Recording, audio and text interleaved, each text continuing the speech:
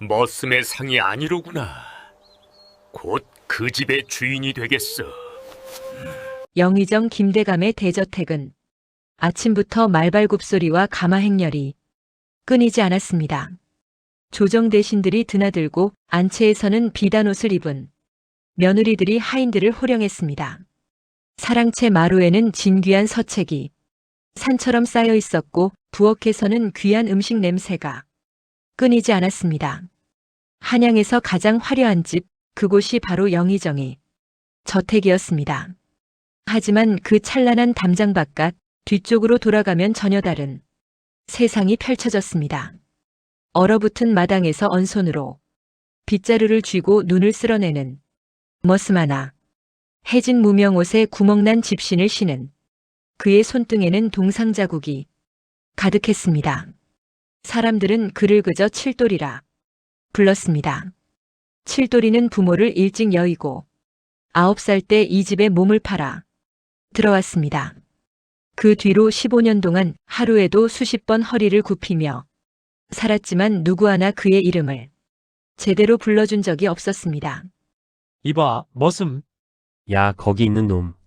그것이 그가 평생 들어온 호칭의 전부였습니다. 칠돌이의 마음속에서는 때때로 이런 생각이 스쳤습니다. 나도 사람 대하듯 불리며 살 수는 없는 걸까? 어느 매서운 겨울날 칠돌이는 장터로 심부름을 나갔습니다. 며느리 윤씨가 필요하다는 비단실을 사러 가는 길이었습니다. 주머니에는 심부름 값으로 받은 엽전 몇 입과 자신이 모은 돈으로 산 마지막 떡 한 조각이 들어있었습니다. 저작거리는 사람들로 붐볐습니다. 그때 길 한복판에 남루한 옷을 걸친 거지 하나가 앉아 있었습니다. 사람들은 그를 보자 코를 막고 피해갔습니다. 저리가. 지저분한 놈. 누군가 발로 차듯 지나갔고 또 누군가는 침을 뱉으며 외면했습니다. 칠돌이가 가까이 다가가자 그 거지가 고개를 들었습니다. 얼굴은 때로 검게 얼룩졌지만 눈빛만큼은 묘하게 빛나고 있었습니다. 거지는 떨리는 목소리로 말했습니다. 나으리, 한 푼만 하루 종일 굶었습니다. 칠돌이는 잠시 망설였습니다. 자신도 오늘 아침 죽 한 그릇이 전부였습니다. 하지만 그는 주머니에서 떡 한 조각을 꺼내 거지의 손에 쥐어주었습니다.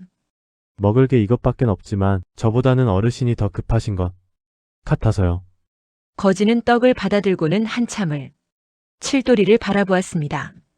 그리고는 천천히 일어나 칠돌이의 이마와 눈을 뚫어져라 쳐다보았습니다. 칠돌이가 당황해 뒤로 물러서려 하자 거지가 그의 팔을 붙잡았습니다. 젊은이, 잠깐만 자네 이마를 보니 귀한 기운이 서려 있고 눈빛은 맑기가 샘물 같구먼. 이건 머슴의 관상이 아니야. 칠돌이는 어이없다는 듯 웃었습니다. 어르신, 저는 그냥 머슴일 뿐입니다.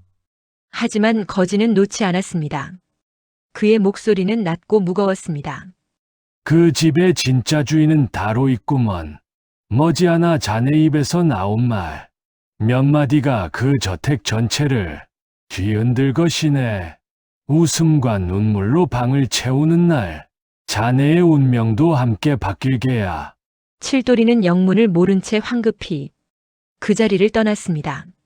하지만 귀에는 거지의 목소리가 계속 맴돌았습니다. 그 집의 진짜 주인은 따로 있다고. 칠돌이는 고개를 저으며 저택으로 돌아왔습니다. 그러나 그날 이후 그의 운명은 예상치 못한 방향으로 흘러가기 시작합니다. 머슴의 입에서 나온 이야기만으로 영의정 집안이 웃고 울게 될 줄은, 서자와 며느리가 땀을 흘리며 떨게 될 줄, 그리고 자신의 신분이 하루아침에 뒤집힐 줄은 그때의 칠돌이는 꿈에도 몰랐습니다. 이제 한 머슴이 웃음과 눈물로 운명을 뒤집는 기막힌 이야기를 함께 들어보시겠습니다. 한겨울 새벽, 동이 트기도 전부터 칠돌이는 이미 마당에 나와 있었습니다.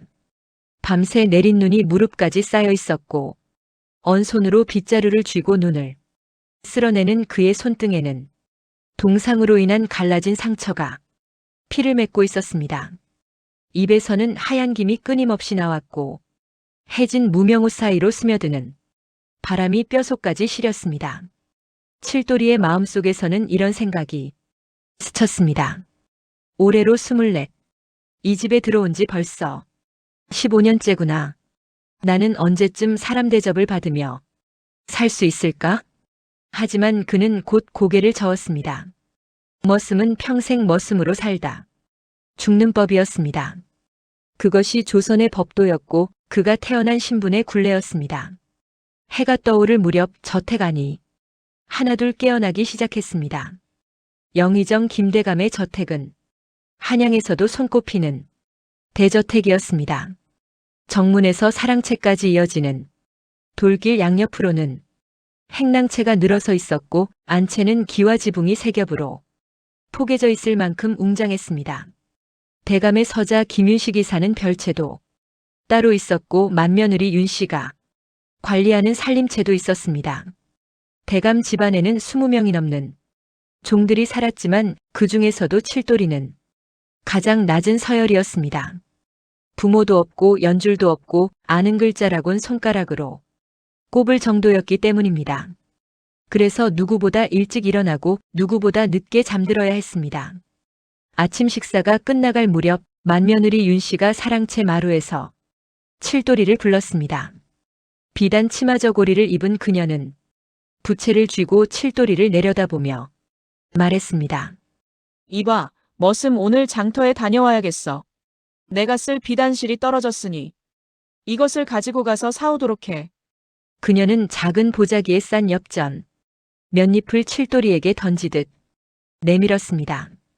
칠돌이는 두 손으로 공손히 받아들며 고개를 숙였습니다. 예, 마님 다녀오겠습니다. 윤 씨는 코웃음을 치며 말했습니다. 어서 갔다 와. 그리고 돌아오는 길에 쓸데없는데 시간 낭비하지 말고. 알았어?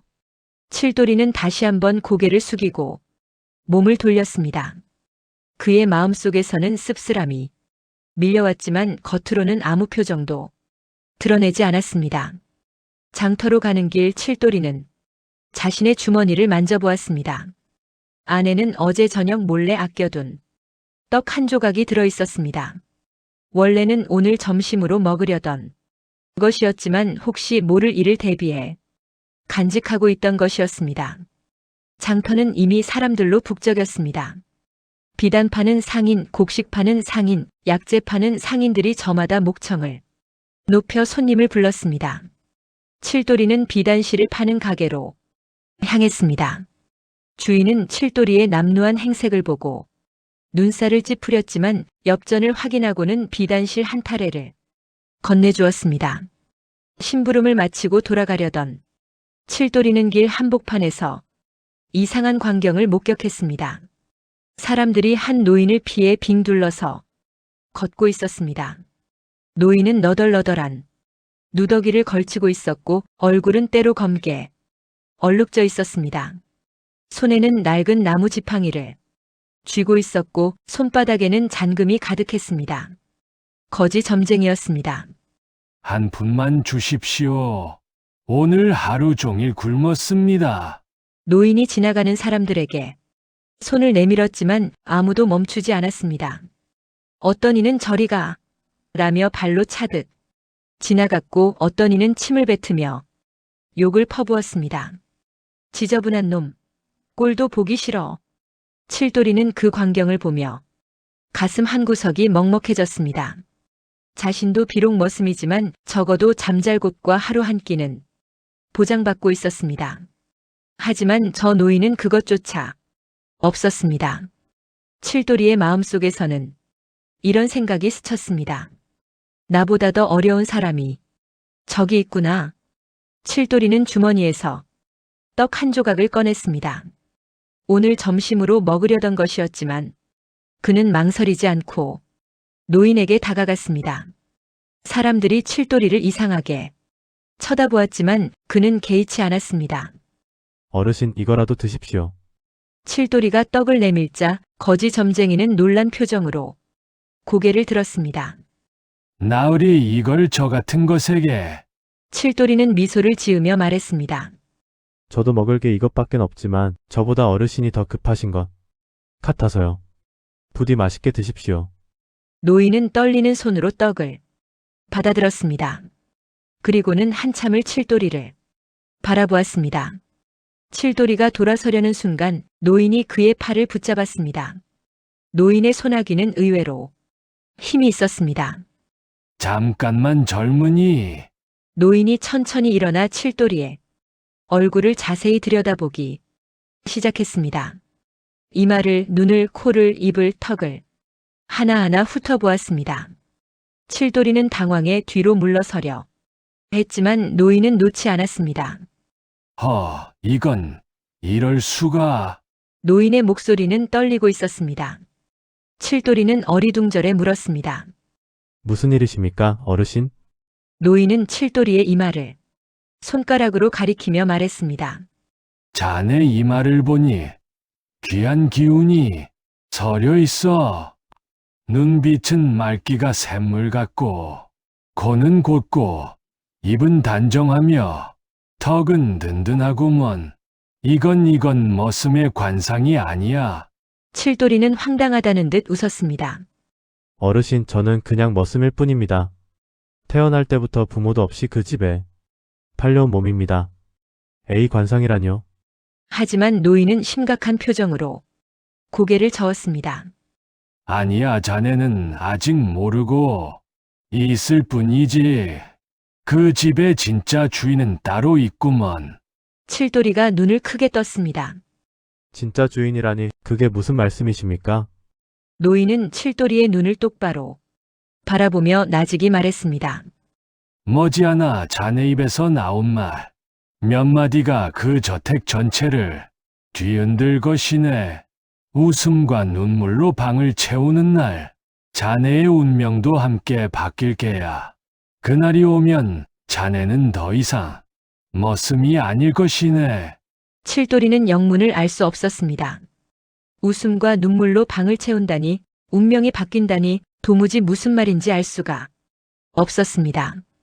그는 조심스럽게 노인의 손을 풀고 몸을 돌렸습니다. 어르신 말씀 감사합니다만 저는 이만 가봐야겠습니다. 늦으면 혼이 나거든요. 노인은 칠돌이의 등 뒤에 대고 나직이 외쳤습니다. 잊지 말게. 운명은 신분을 가리지 않는 법이야. 자네의 진짜 가치는 자네 입에서 나올 이야기 속에 숨어 있네. 칠돌이는 뒤도 돌아보지 않고 빠른 걸음으로 장터를 빠져나왔습니다. 하지만 귀에는 노인의 목소리가 계속 맴돌았습니다. 그 집의 진짜 주인은 따로 있다고, 웃음과 눈물로 방을 채운다고. 칠돌이는 고개를 저으며 중얼거렸습니다. 늙은이가 떡 한 조각 받아먹고 좋은 말씀을 해주시나 보다. 그래도 기분은 좋군. 저택으로 돌아온 칠돌이는 비단실을 윤 씨에게 전달했습니다. 윤 씨는 받아들고는 한마디도 없이 손을 내저었습니다. 칠돌이는 다시 마당으로 나가 빗자루를 들었습니다. 하지만 손을 움직이면서도 머릿속에서는 점쟁이 노인의 말이 계속 맴돌았습니다. 그날 밤 칠돌이는 행랑채구석 자신의 좁은 방에 누워 천장을 바라보았습니다. 추운 겨울밤 얇은 이불 하나로는 추위를 막기 어려웠습니다. 하지만 그의 머릿속은 오히려 뜨거웠습니다. 웃음과 눈물로 방을 채운다. 내 입에서 나올 이야기라. 칠돌이는 작은 소리로 혼잣말을 했습니다. 나 같은 머슴이 무슨 이야기를 할 수 있단 말인가? 하지만 그의 마음 한구석에서는 작은 불씨 하나가 살아나고 있었습니다. 혹시, 정말 혹시 모를 일이었습니다. 그날 점쟁이 노인의 예언이 단순한 위로의 말이 아니라 진짜 운명의 예고였다면 어떻게 될까요? 칠돌이는 그런 생각을 하다가 이내 고개를 저었습니다. 말도 안 되는 소리. 그냥 자자. 하지만 잠은 쉽게 오지 않았습니다. 장터에서 돌아온 다음 날 칠돌이의 하루는 여느 때와 다르지 않았습니다. 새벽부터 마당을 쓸고 우물에서 물을 길어 부엌에 날랐으며 행랑채 아범의 호통 소리에 맞춰 이곳저곳을 뛰어다녔습니다. 점심 무렵 대감의 서자 김윤식이 별채에서 나와 칠도리를 불렀습니다. 이봐, 칠돌이. 윤식은 비단 도포를 입고 부채를 든 채 마루에 앉아 있었습니다. 그의 옆에는 술상이 차려져 있었고 이미 얼굴이 붉게 상기되어 있었습니다. 칠도리가 황급히 달려가 무릎을 꿇자 윤식은 술잔을 들어 칠도리에게 던지듯 내밀었습니다. 내 신발을 닦아 놓았느냐? 칠도리는 고개를 숙인 채 대답했습니다. 예, 도련님. 벌써 닦아놓았습니다. 윤식은 코웃음을 쳤습니다. 그럼 내 방도 청소했겠지? 아직 하지 못했습니다. 윤식이 부채로 칠도리의 어깨를 탁 쳤습니다. 뭐 하는 놈이냐? 당장 가서 하거라. 간 김에 옷도 빨아놓고. 칠도리는 다시 고개를 숙이며 물러났습니다. 그의 마음속에서는 씁쓸함이 밀려왔습니다. 도련님은 나보다 겨우 5살 많을 뿐인데 나를 마치 짐승 부리듯 하시는구나. 하지만 그는 아무 말도 하지 않았습니다. 말할 수 없었습니다. 그것이 머슴의 운명이었으니까요. 오후가 되자 맏며느리 윤씨가 안채에서 칠도리를 불렀습니다. 그녀는 화려한 비단 치마 저고리를 입고 있었고 손에는 은장도를 쥐고 있었습니다. 칠돌이, 내가 어제 산 비단실이 색깔이 다르구나. 당장 다시 가서 바꿔오거라. 칠도리는 깜짝 놀라 고개를 들었습니다. 마님 분명히 말씀하신 대로 붉은색 비단실을. 윤씨가 손을 휘저으며 말을 끊었습니다. 말대꾸 하는 것이냐? 내가 붉은색이 아니라 진홍색이라고 했는데 귀가 먹었느냐? 칠도리는 입을 다물었습니다. 분명히 붉은색이라고 들었지만 아무 소용이 없었습니다. 그는 다시 고개를 숙였습니다. 예, 마님 다시 다녀오겠습니다. 칠도리가 마당으로 나서는 순간 그의 귓가에 윤씨와 시녀의 대화가 들려왔습니다. 마님, 저 아이가 불쌍하지 않으십니까? 윤씨가 비웃으며 대답했습니다. 불쌍하긴 저런 것들은 원래 부려먹으라고 있는 거야. 제 주제를 알아야지. 칠도리는 주먹을 꽉 쥐었지만 결국 참고 걸음을 옮겼습니다.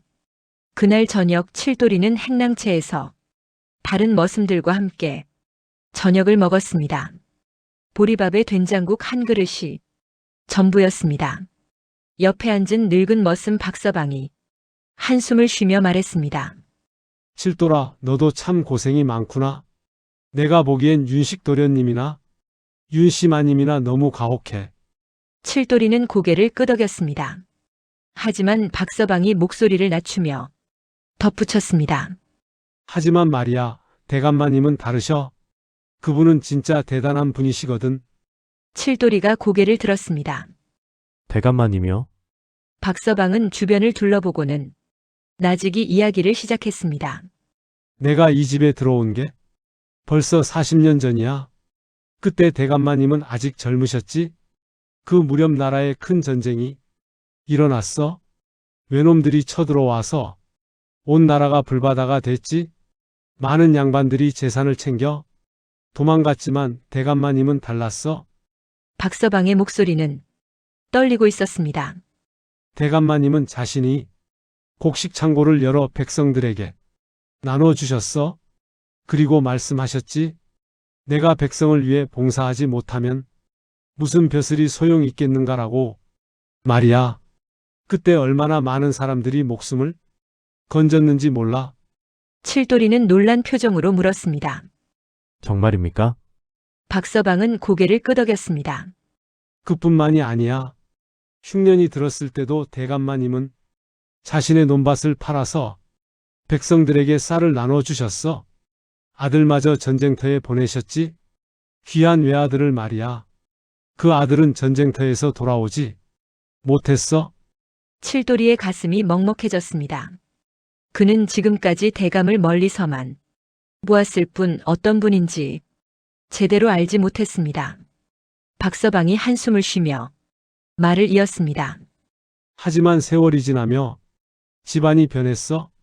서자와 며느리가 들어오면서 사치와 허세가 가득 차게 됐지.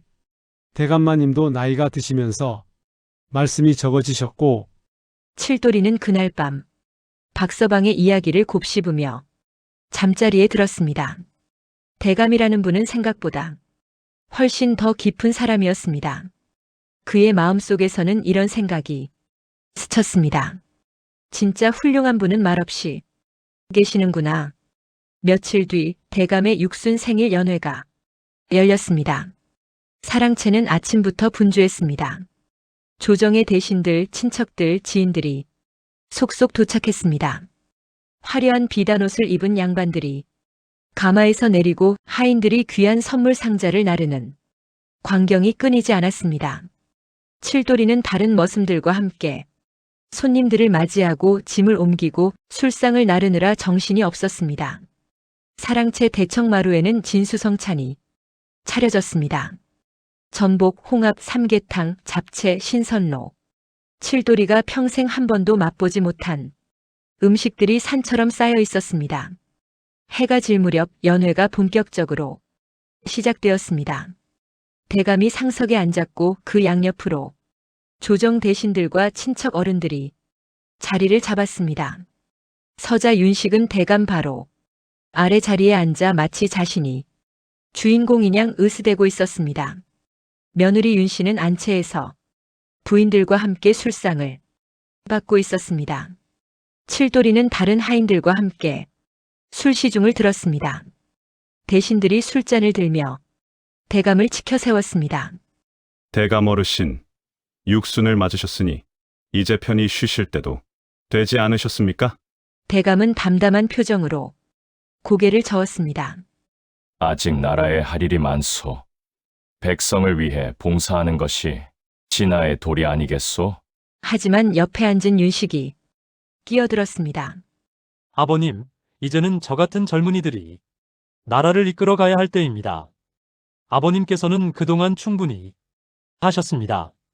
그의 목소리에는 교만함이 가득했습니다.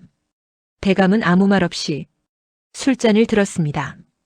칠돌이는 술을 따르며 이 광경을 지켜보았습니다. 화려한 옷, 귀한 음식, 비단 병풍.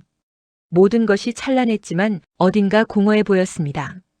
칠돌이의 머릿속에서는 점쟁이 노인의 말이 다시 떠올랐습니다. 그 집의 진짜 주인은 따로 있구나. 칠돌이는 속으로 쓸쓸하게 웃었습니다. 진짜 주인이라니. 나 같은 머슴이 무슨 주인이 될 수 있단 말인가. 연회가 무르익어갈 무렵 대감이 갑자기 칠돌이를 불렀습니다. 거기 술 따르는 머슴, 이리 와 보거라.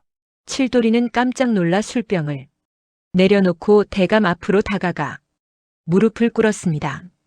예, 대감마님. 대감이 칠돌이를 한참 바라보았습니다. 그의 눈빛은 깊고 날카로웠습니다. 주변의 대신들과 친척들이 수군거렸습니다. 무슨 일이십니까? 머슴을 왜 부르시는 건지? 대감은 품속에서 엽전 새잎을 꺼내 칠돌이 앞에 놓았습니다. 내 이름이 칠돌이라 했지. 예, 대감마님. 좋아, 칠돌아. 너에게 시험 하나를 내겠다. 칠돌이는 긴장한 표정으로 고개를 들었습니다. 대감이 천천히 말을 이었습니다. 내일 해질녘까지 이 엽전 새잎으로 별채의 빈 사랑방을 가득 채워 오너라. 주변이 술렁거렸습니다. 윤식이 비웃으며 말했습니다. 아버님, 엽전 새잎으로 방을 채우라니 무슨 말씀이십니까? 대감은 아들을 한번 쳐다보고는 다시 칠돌이를 바라보았습니다. 물건이든 무엇이든 좋다. 내 방법으로 그 방을 채워보거라. 단, 내일 해가 질 때 그 방이 비어 있으면 너는 이 집에서 쫓겨날 것이다. 칠돌이의 얼굴이 하얗게 변했습니다. 엽전 새잎이면 떡 한 개도 제대로 사기 어려운 돈이었습니다. 그것으로 방을 채우라니 그것도 내일까지. 칠돌이의 머릿속이 하얘졌습니다. 하지만 그는 떨리는 목소리로 대답했습니다. 예, 대감마님. 명을 받들겠습니다. 대감은 고개를 끄덕이고는 다시 술잔을 들었습니다. 칠돌이는 엽전 샌잎을 주워들고 몸을 일으켰습니다. 연회장을 나서는 그의 등 뒤로 윤식과 대신들의 비웃음 소리가 들려왔습니다. 허허, 저 불쌍한 놈. 내일이면 쫓겨나겠군. 엽전 샌잎으로 방을 채운다니 말이 되는 소리를 해야지. 윤식이 술잔을 들며 말했습니다. 아버님도 참 쓸데없는 장난을 하시는구나. 어차피 저놈은 쫓겨날 텐데. 안채에서도 윤씨가 시녀들과 수군거렸습니다. 칠돌이가 시험을 받았다면서요? 그렇답니다, 마님. 엽전 샌잎으로 방을 가득 채우래요. 윤씨가 부채로 입을 가리며 웃었습니다. 호호, 그럼 내일이면 저 건방진 놈이 사라지겠네. 잘 됐어. 요즘 눈에 거슬렸는데. 칠돌이는 그 모든 소리를 들으며 마당을 가로질렀습니다. 손에 쥔 엽전 샌잎이 차갑게 느껴졌습니다. 그의 마음속에서는 절망이 밀려왔습니다. 엽전 샌잎으로 방을 채우라니. 이건 불가능해. 대감마님은 나를 쫓아내려고 이런 시험을 내신 게 분명해. 하지만 칠돌이는 멈추지 않았습니다. 그는 별채로 향했습니다. 그곳에는 비어있는 사랑방이 하나 있었습니다. 문을 열자 텅 빈 방이 그를 맞이했습니다. 넓고 쓸쓸한 방. 칠돌이는 그 한가운데에 주저앉아 엽전 샌잎을 바닥에 놓았습니다. 그리고 깊은 한숨을 내쉬었습니다. 밤이 깊어갔습니다. 칠돌이는 빈 사랑방 한가운데 주저앉은 채 움직이지 않았습니다. 손에 쥔 엽전 샌잎이 차갑게 식어갔고 촛불 하나만이 그의 곁을 지키고 있었습니다. 그는 멍하니 앞을 바라보며 생각에 잠겼습니다. 엽전 샌잎으로 이 넓은 방을 채운다. 곡식을 산다 해도 한 대도 안 될 거야. 나무를 산다 해도 겨우 몇 단. 천을 산다 해도 한 필도 안 돼. 도대체 어떻게 해야 한단 말인가? 칠돌이의 마음속에서는 절망이 깊어져만 갔습니다. 그는 천천히 일어나 방 안을 걸어 다녔습니다. 사방을 둘러보았지만 아무리 생각해도 답이 보이지 않았습니다. 벽에 기대어 서서 천장을 올려다보았습니다. 내일 해가 지면 나는 이 집에서 쫓겨나는구나. 15년을 살았던 이곳에서 칠돌이는 주먹으로 벽을 탁 쳤습니다. 아팠지만 마음의 답답함보다는 덜했습니다. 그의 눈에서 뜨거운 것이 흘러내렸습니다. 처음에는 한두 방울이었지만 이내 주체할 수 없이 눈물이 쏟아졌습니다. 칠돌이는 입을 손으로 막고 소리 없이 울었습니다. 누가 들을까봐, 약한 모습을 보일까봐 두려웠습니다. 한참을 울고 나서야 칠돌이는 방을 나왔습니다. 차가운 밤 공기가 얼굴을 때렸습니다. 그는 마당을 가로질러 장독대 뒤쪽으로 갔습니다. 그곳은 아무도 오지 않는 곳이었고 칠돌이가 힘들 때마다 숨어서 울던 장소였습니다. 장독대 뒤에 쪼그리고 앉아 칠돌이는 다시 한번 깊은 한숨을 내쉬었습니다. 그때였습니다. 어둠 속에서 누군가의 기침 소리가 들려왔습니다. 칠돌이는 깜짝 놀라 고개를 들었습니다. 달빛이 비치는 곳에 누더기를 걸친 한 노인이 쪼그리고 앉아 있었습니다. 누구십니까? 칠돌이가 떨리는 목소리로 물었습니다. 노인이 천천히 고개를 들었습니다. 달빛에 비친 그 얼굴을 칠돌이는 알아보았습니다. 장터에서 만났던 그거지. 점쟁이였습니다. 자네 장터에서 떡을 준 그 젊은이로군. 점쟁이가 희미하게 웃었습니다. 칠돌이는 놀라서 물었습니다. 어르신 어떻게 여기에 계십니까? 점쟁이가 기침을 하며 대답했습니다. 잠잘 곳을 찾다가 이 집 담장 밖에서 밤을 보내게 됐지. 그런데 자네는 왜 이 밤에 여기서 울고 있는 겐가?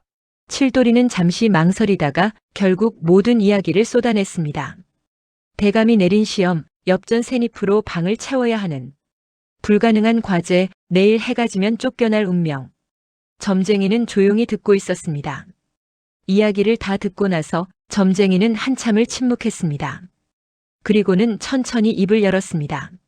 자네는 물건으로만 방을 채울 수 있다고 생각하는가? 칠돌이가 고개를 끄덕였습니다. 그렇지 않습니까? 곡식이든 나무든 천이든 뭔가 눈에 보이는 것으로 채워야 하는 거 아닙니까? 점쟁이는 고개를 저었습니다. 아니야, 방을 채우는 건 물건만이 아니네.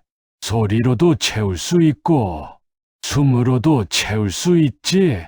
칠돌이는 어리둥절한 표정으로 물었습니다. 소리와 숨이라니.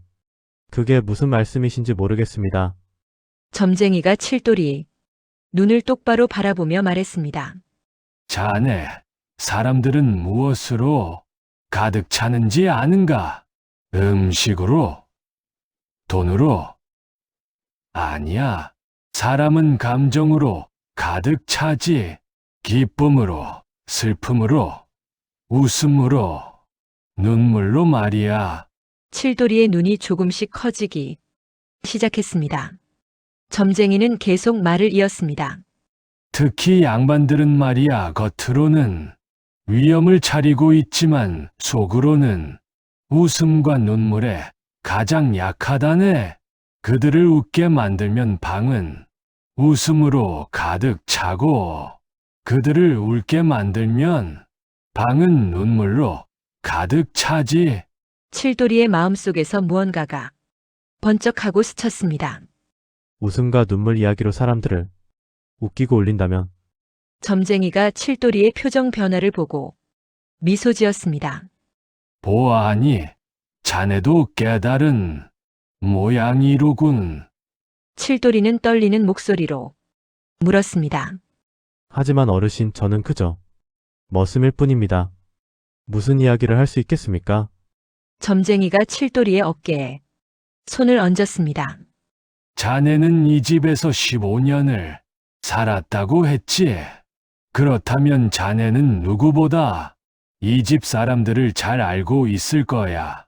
점쟁이의 목소리는 조용하지만 힘이 있었습니다.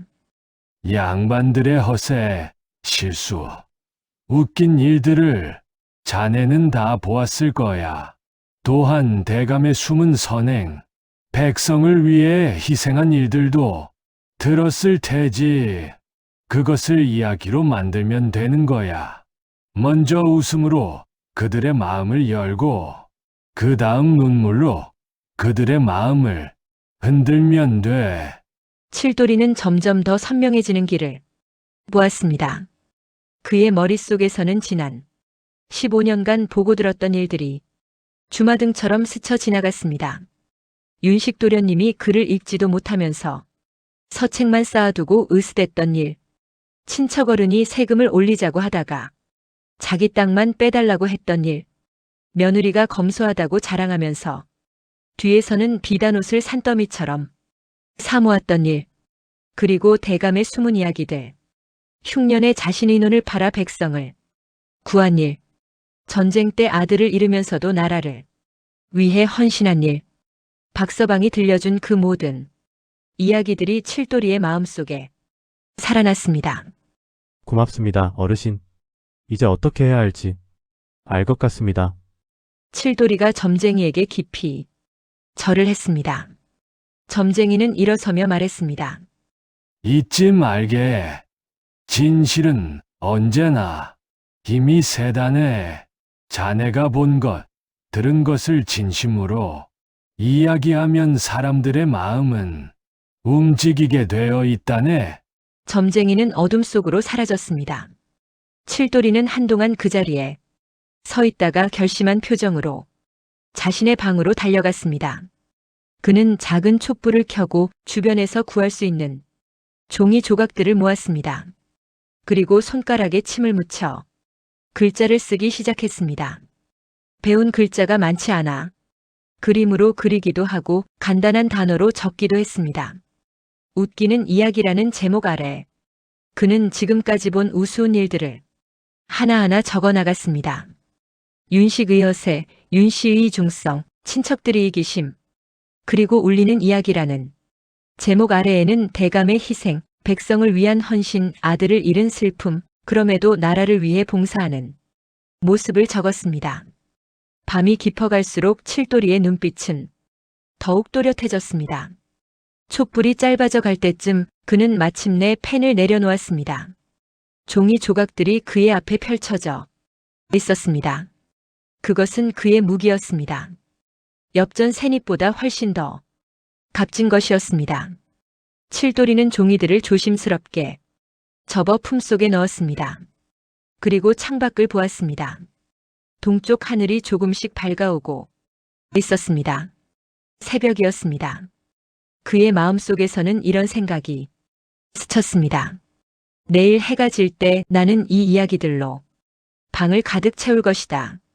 웃음과 눈물로 칠돌이는 처음으로 희망을 느꼈습니다.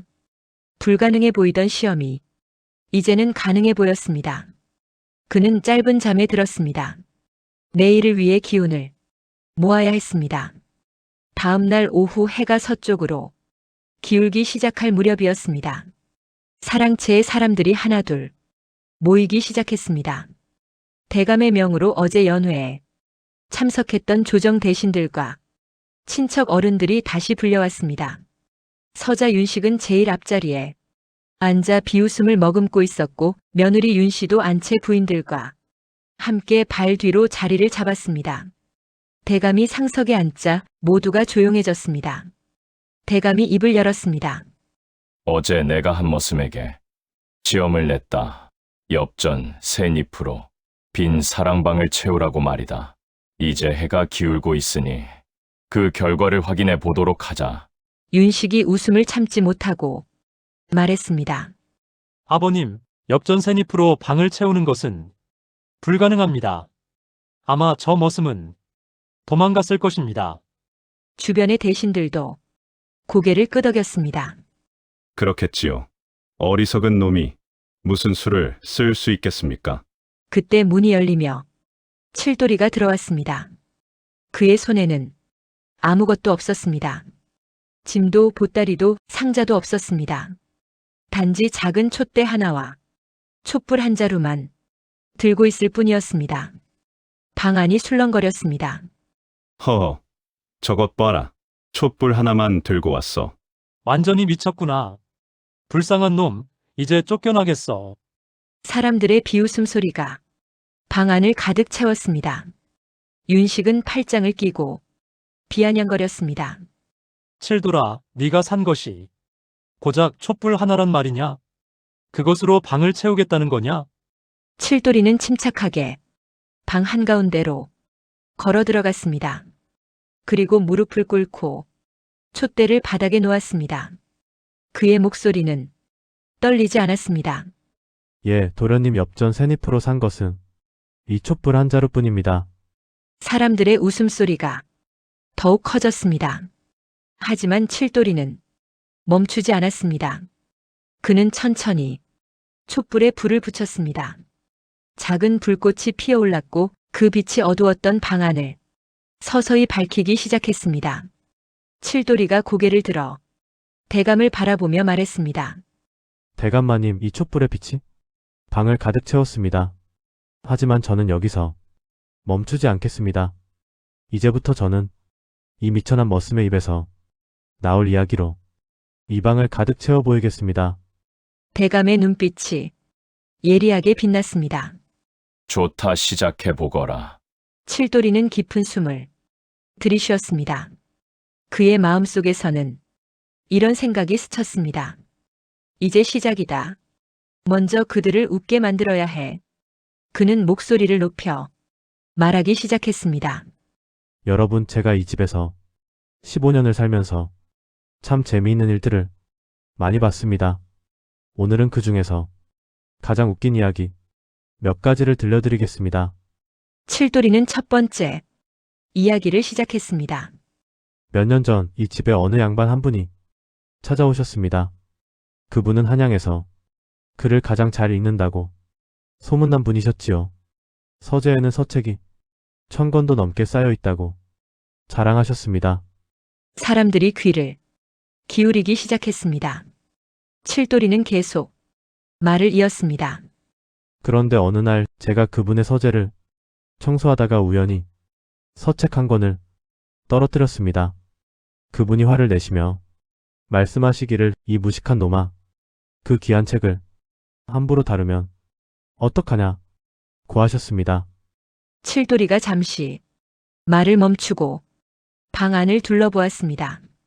사람들은 다음 이야기를 기다리고 있었습니다. 제가 황급히 책을 주워들었는데 그 책이 거꾸로 꽂혀 있는 것을 발견했습니다. 그래서 조심스럽게 말씀드렸습니다. 나으리, 이 책이 거꾸로 되어 있습니다. 그러자 그분이 뭐라고 하셨는지 아십니까? 사람들이 숨을 죽이고 있었습니다.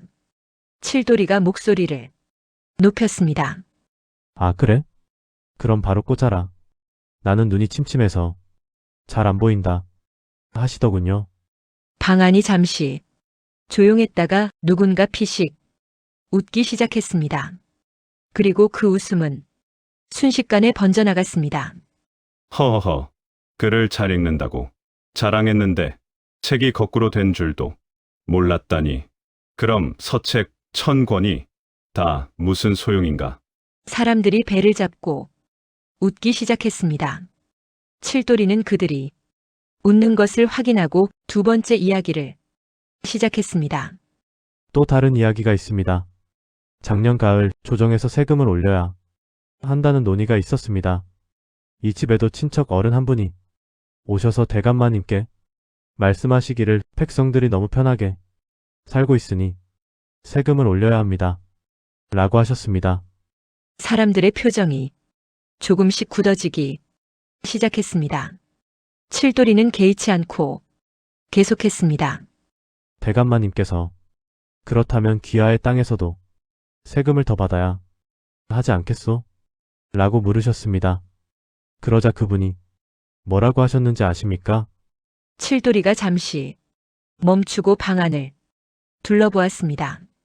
그분이 얼굴을 붉히시며 말씀하시기를 아니 그건 제 땅은 특별히 예외로 해주셔야 합니다. 제가 나라를 위해 일하는데 세금까지 더 내라고 하시면 안 되지 않습니까? 하시더군요. 방 안이 다시 웃음바다가 되었습니다. 아하. 남의 세금은 올리자고 하면서 자기 것은 빼달라니. 그게 무슨 나라를 위한 마음인가?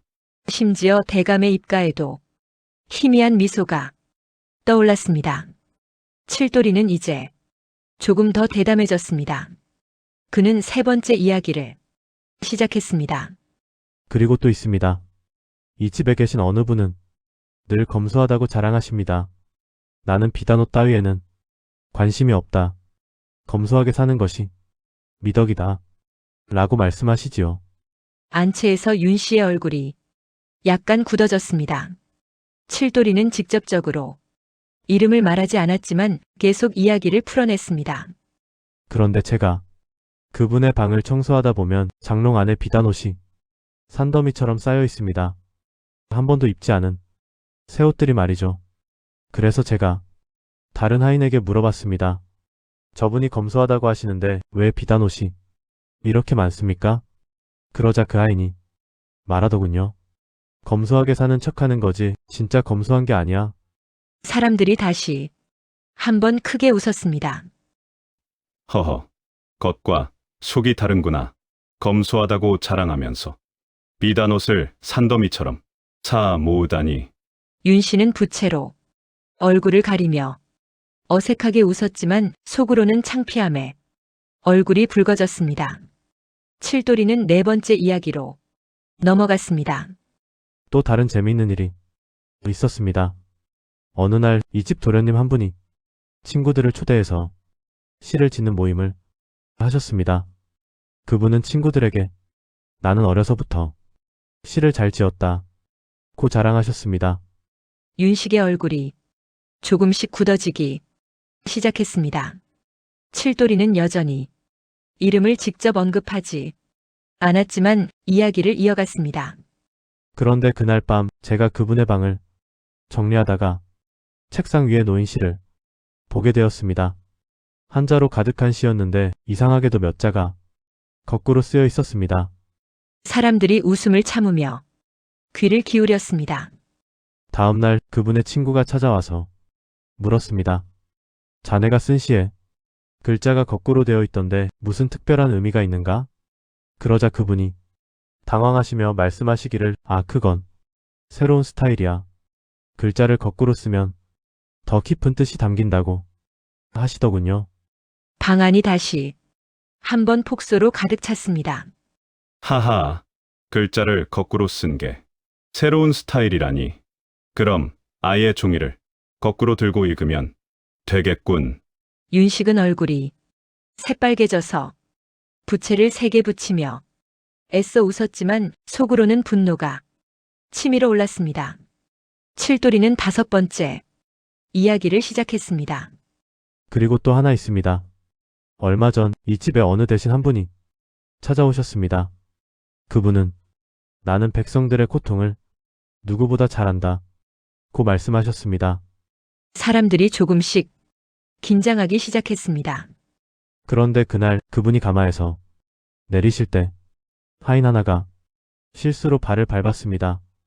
그러자 그분이 화를 내시며 말씀하시기를 이 천한 놈아, 감히 내 발을 밟다니 당장 매를 때려라 하셨습니다.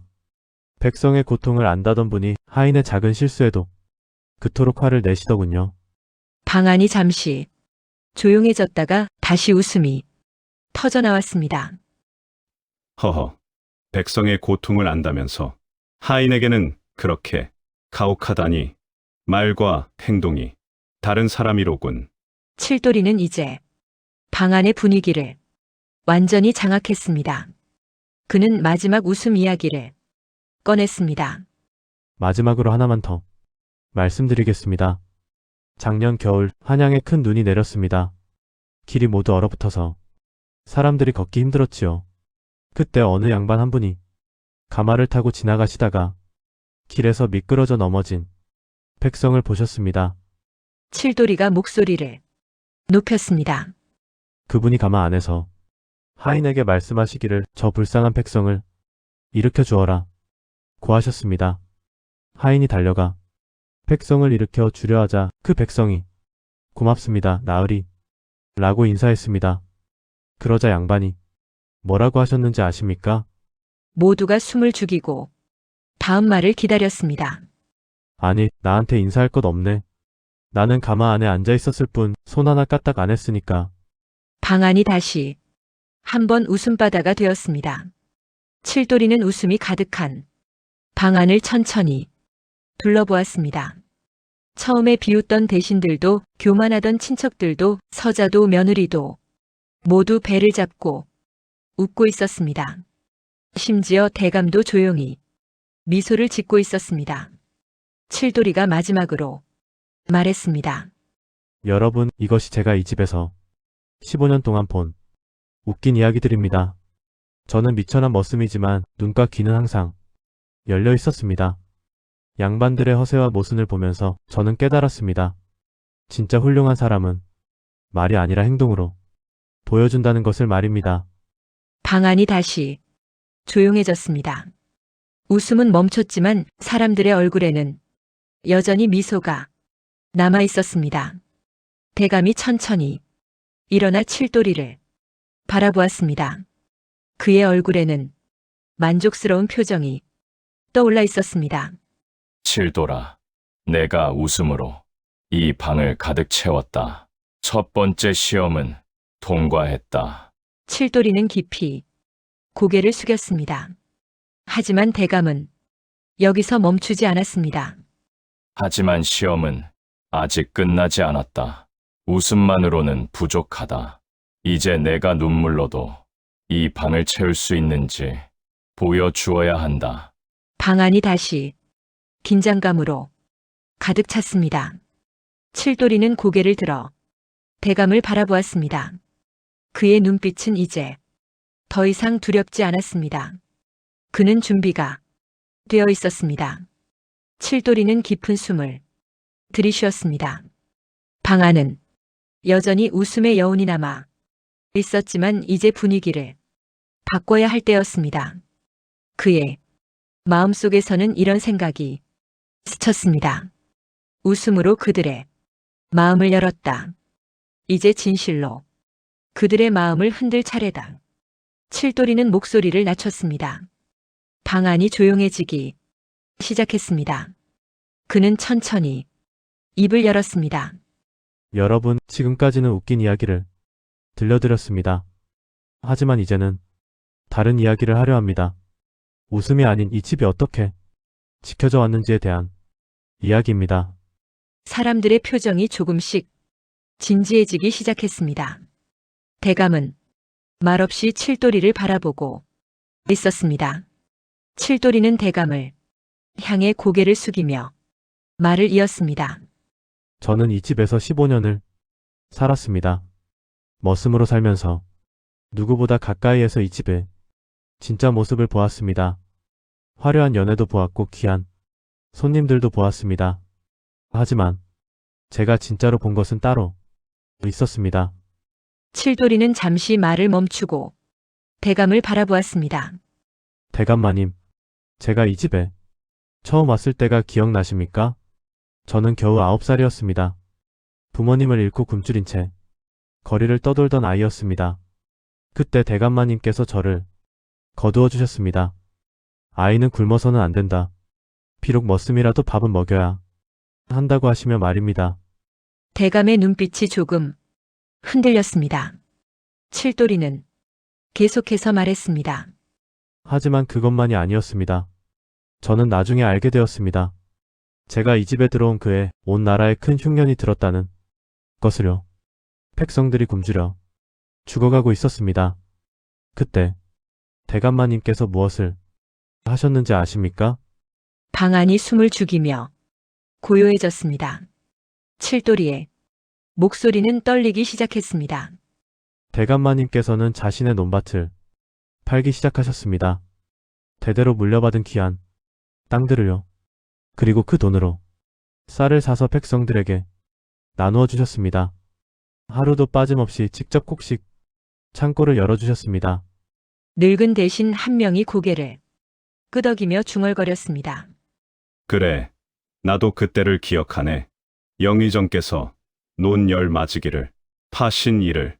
칠돌이는 그 말을 듣고 더욱 힘을 얻었습니다. 저는 행랑채에서 늙은 머슴들에게서 이야기를 들었습니다.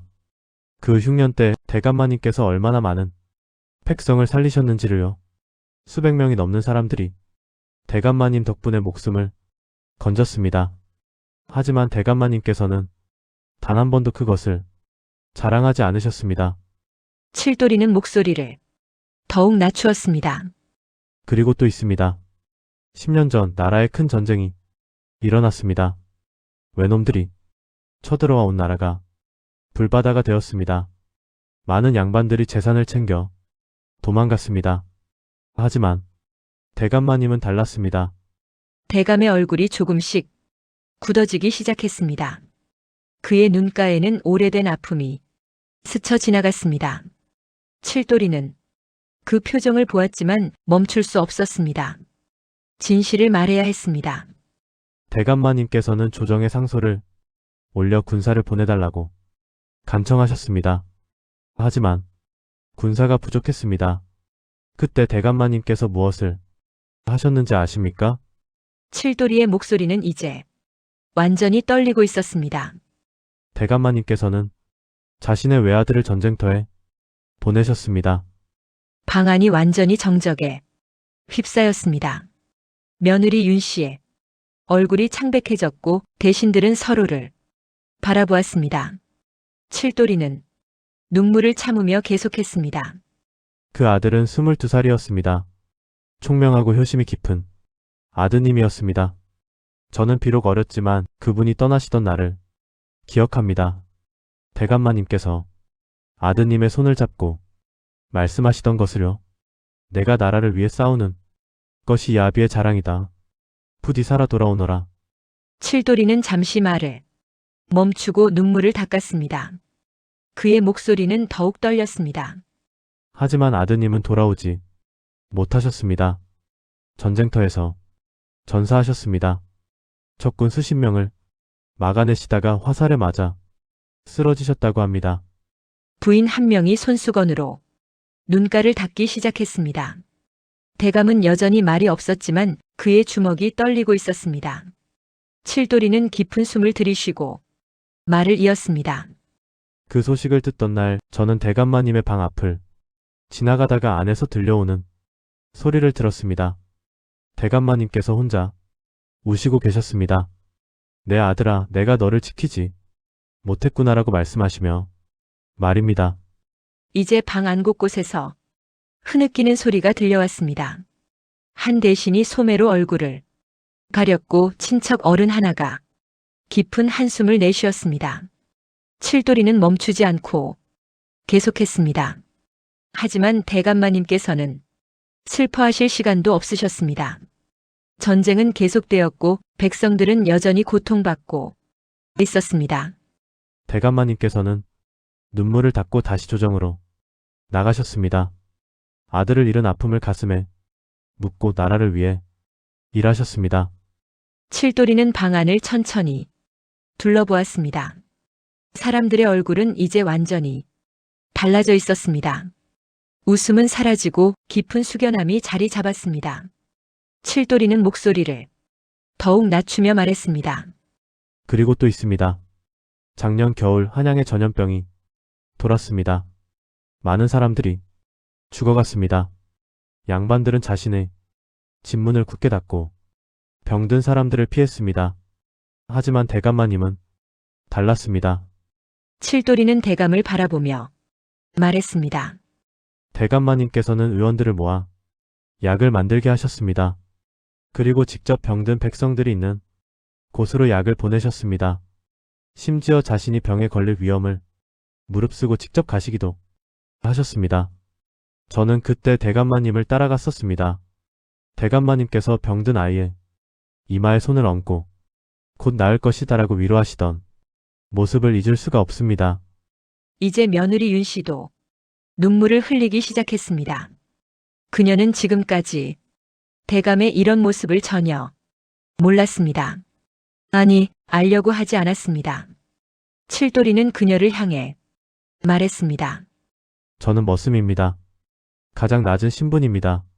하지만 머슴이기에 누구보다 가까이에서 진실을 볼 수 있었습니다.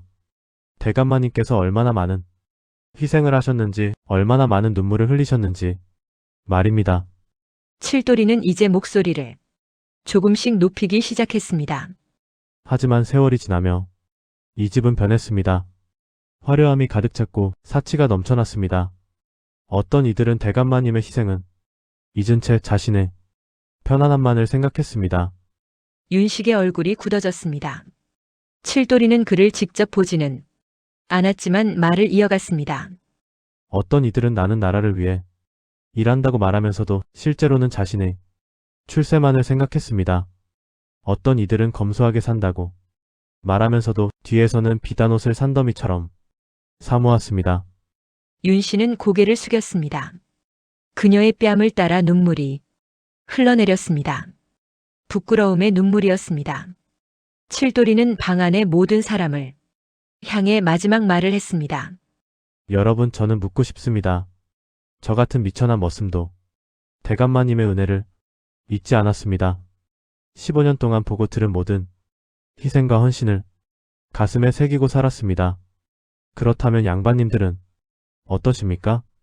그 질문은 방 안의 모든 사람에게 비수처럼 꽂혔습니다. 대신들은 고개를 숙였고 친척들은 서로를 바라보지 못했습니다. 윤식은 주먹을 쥔 채 입술을 깨물었고 윤 씨는 손수건으로 얼굴을 가렸습니다.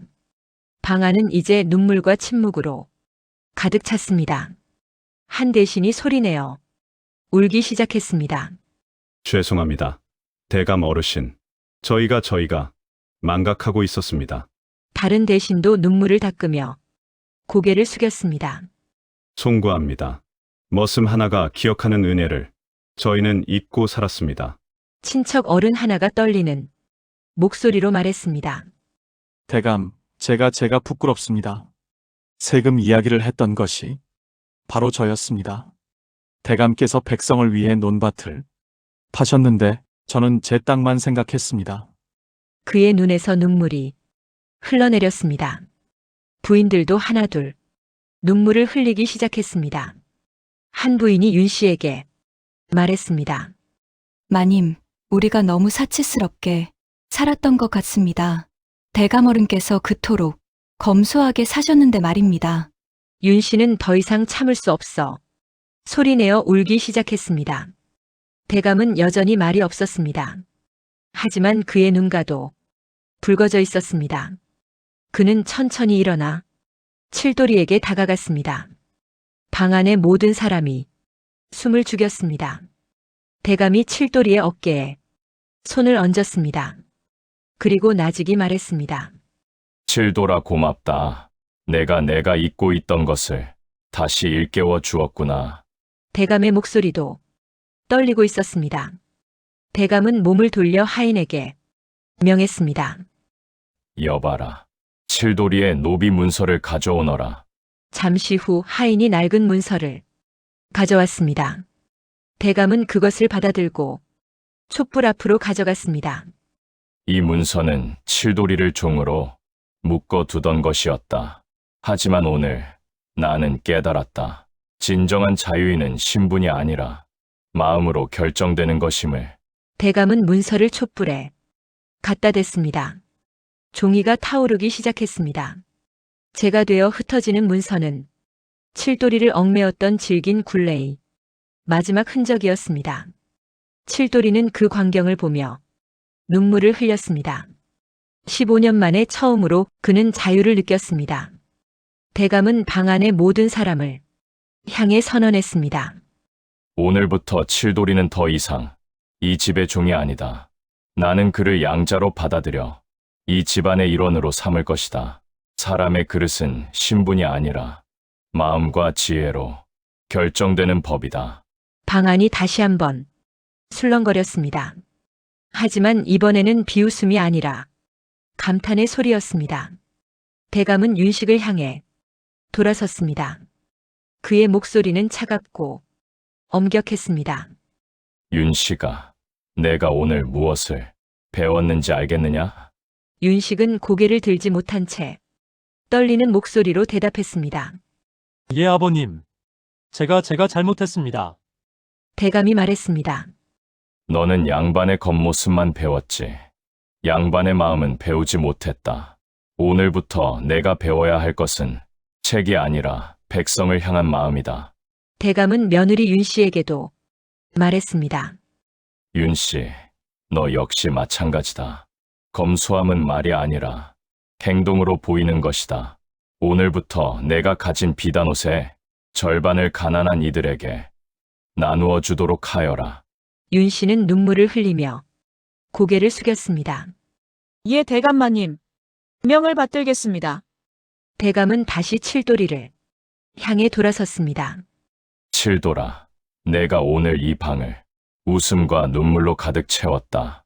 너는 시험을 통과했을 뿐만 아니라 우리 모두에게 잊고 있던 진실을 일깨워 주었다. 칠돌이는 깊이 절하며 말했습니다. 대감마님, 저는 그저 제가 본 것을 말씀드렸을 뿐입니다. 대감이 그를 일으켜 세우며 말했습니다. 그것이 바로 용기다. 진실을 말하는 건 말이다. 그날 밤 연회는 완전히 다른 분위기로 바뀌었습니다. 사람들은 더 이상 허세를 부리지 않았고 진심으로 서로를 대했습니다. 칠돌이는 대감의 옆자리에 앉아 처음으로 제대로 된 음식을 먹었습니다. 저택 담장 밖 어둠 속에서 거지 점쟁이가 이 모든 광경을 지켜보고 있었습니다. 그의 입가에는 만족스러운 미소가 떠올라 있었습니다. 그렇지. 내가 본 것이 들리지 않았어. 저 아이가 바로 이 집의 진짜 주인이었던 거야. 점쟁이는 천천히 몸을 돌려 어둠 속으로 사라졌습니다. 그의 예언은 이루어졌습니다. 머슴의 입에서 나온 이야기가 집안 전체를 뒤흔들었고 웃음과 눈물로 방을 채웠으며 마침내 운명이 바뀌었습니다. 그날 밤 이후 영의정 저택은 완전히 달라졌습니다. 칠돌이는 더 이상 행랑채 구석, 좁은 방에서 자지 않았습니다. 대감의 명으로 별채의 깨끗한 방 하나를 배정받았고 처음으로 제대로 된 이불과 베개를 가지게 되었습니다. 첫날 밤 칠돌이는 새로운 방에 누워 천장을 바라보았습니다. 아직도 꿈을 꾸는 것 같았습니다. 그의 마음속에서는 이런 생각이 스쳤습니다. 이것이 진짜일까? 어제까지만 해도 나는 머슴이었는데 오늘은 양자라니. 하지만 손을 꼬집어 보니 아팠습니다. 꿈이 아니었습니다. 다음 날 아침 칠돌이가 일어나 마당으로 나가려 하자 다른 하인이 달려와 말했습니다. 도련님 어디 가십니까? 제가 모시겠습니다. 칠돌이는 깜짝 놀라 손을 저었습니다. 아니야. 나는 그냥 마당 청소를 하려고. 하인이 웃으며 말했습니다. 도련님 이제 그런 일은 저희가 합니다. 도련님께서는 공부를 하셔야지요. 칠돌이는 여전히 어색했습니다. 15년 동안 몸에 밴 습관을 하루아침에 바꾸기는 어려웠습니다. 하지만 그는 조금씩 새로운 삶에 적응해 갔습니다. 며칠 후 대감이 칠돌이를 사랑채로 불렀습니다. 서재에는 책들이 가득했고 대감은 그중 몇 권을 꺼내 칠돌이 앞에 놓았습니다. 칠돌아, 이제부터 너는 글을 제대로 배워야 한다. 내가 가진 지혜를 글로도 표현할 수 있어야 한다. 칠돌이는 걱정스러운 표정으로 말했습니다. 대감마님, 저는 배운 글자가 몇 자 되지 않습니다. 제가 과연 글을 배울 수 있을까요? 대감이 칠돌이의 어깨에 손을 얹으며 말했습니다. 칠돌아, 너는 이미 가장 중요한 것을 알고 있다. 진실을 보는 눈과 그것을 전하는 용기를 말이다. 글자는 그것을 표현하는 도구일 뿐이다. 그날부터 칠돌이는 매일 서재에서 글을 배웠습니다. 처음에는 어려웠습니다. 붓을 잡는 것도 서툴렀고 한자를 외우는 것도 힘들었습니다. 하지만 칠돌이는 포기하지 않았습니다. 새벽부터 밤까지 글을 읽고 썼습니다. 어느 날 서자 윤식이 서재로 찾아왔습니다. 칠돌이는 그를 보고 긴장했습니다. 그날 밤 이후로 윤식과 제대로 마주친 적이 없었기 때문입니다. 윤식은 잠시 망설이다가 칠돌이 앞에 무릎을 꿇었습니다. 칠돌아, 아니, 이제는 동생이라 불러야겠구나. 윤식의 목소리는 떨리고 있었습니다. 내가 너에게 너무 가혹했다. 그동안 미안했다. 칠돌이는 황급히 윤식을 일으켜 세우며 말했습니다. 도련님, 아니 형님. 그런 말씀 마십시오. 저도 그날 너무 직설적으로 말씀드린 것 같습니다. 윤식이 고개를 저었습니다. 아니야. 네가 한 말은 모두 사실이었어. 나는 겉모습만 꾸미고 진짜 배워야 할 것은 배우지 못했지. 그날 밤 이후로 나는 많이 생각했어. 앞으로는 진짜 양반답게 살고 싶어. 칠돌이는 윤식의 진심을 느꼈습니다. 그는 윤식의 손을 잡으며 말했습니다. 형님, 우리 함께 배워가요. 그 후로 윤식은 달라졌습니다. 더 이상 하인들을 함부로 대하지 않았고 서책을 읽는 것도 진심으로 임했습니다. 심지어 대감을 따라 백성들이 있는 곳에 가서 그들의 이야기를 듣기도 했습니다. 며느리 윤씨도 변했습니다. 그녀는 약속대로 비단옷의 절반을 가난한 이들에게 나누어 주었습니다. 처음에는 억지로 하는 것처럼 보였지만 점차 진심이 담기기 시작했습니다. 어느 날 그녀가 칠돌이를 찾아와 조용히 말했습니다. 칠돌이 도련님, 제가 당신에게 정말 미안했어요. 저는 그동안 겉모습만 중요하게 생각했어요. 하지만 당신 덕분에 깨달았어요. 진짜 귀한 것은 마음이라는 것을. 칠돌이는 윤씨에게 공손히 절하며 말했습니다. 마님, 저야말로 감사합니다. 제 무례한 말을 용서해 주셔서. 윤씨가 손을 저으며 말했습니다. 무례한 게 아니라 진실이었어요. 앞으로는 저도 진심으로 살겠어요. 그녀의 눈에는 진심이 담겨 있었습니다. 계절이 바뀌어 봄이 왔습니다. 칠돌이는 이제 제법 글을 읽고 쓸 수 있게 되었습니다. 대감은 그의 발전을 흐뭇하게 지켜보았습니다.